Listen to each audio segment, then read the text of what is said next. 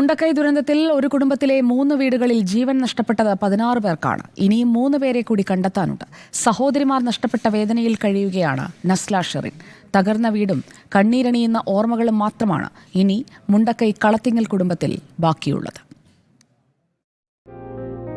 ഇത് ഷഹല, ഇത് സഫ്ന, ഇതിൽ ഏട്ടത്തി അനിയത്തിയാണ്. ഇവളെ കല്യാണം നല്ല ഭക്ഷണം പോലും കഴിക്കാതെ അവളെ കല്യാണമല്ലേ അര മുറുക്കി പിടിച്ച് സ്വർണ്ണമൊക്കെ എങ്ങനെയല്ലോ വാങ്ങി കല്യാണത്തിന് ഈ മാസം പറഞ്ഞിട്ട് ഫസ്റ്റ് മുതൽ തുടങ്ങാൻ പറഞ്ഞ് നിൽക്കുക. ഉമ്മാന്റെ ബോഡി ഇന്നലെ കിട്ടി. ഇതാ അവളെ പാവക്കുട്ടി, ഇത് അവിടുത്തെ ചെറിയൻ്റെ പാവക്കുട്ടി അമാന.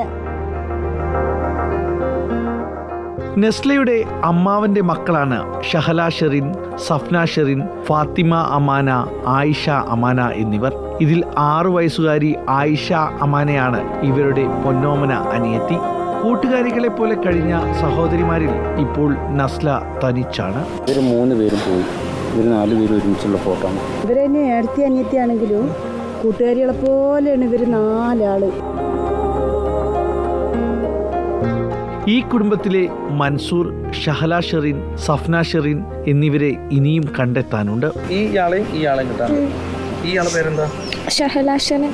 ഇയാളുടെ പേര് സഫ്ന ഷെറിൻ.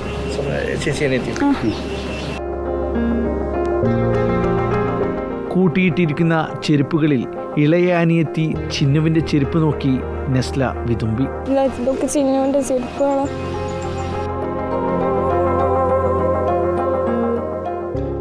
സഫ്ന ഷെറിന്റെ പിറന്നാളിന് സഹോദരിമാർ നൽകിയ ഗിഫ്റ്റായിരുന്നു ഈ ഫോട്ടോസ്. തകർന്നു വീണ വീട്ടിലും അഴുക്ക് പറ്റാതെ ഈ ഫോട്ടോ അവിടെ കിടന്നിരുന്നു.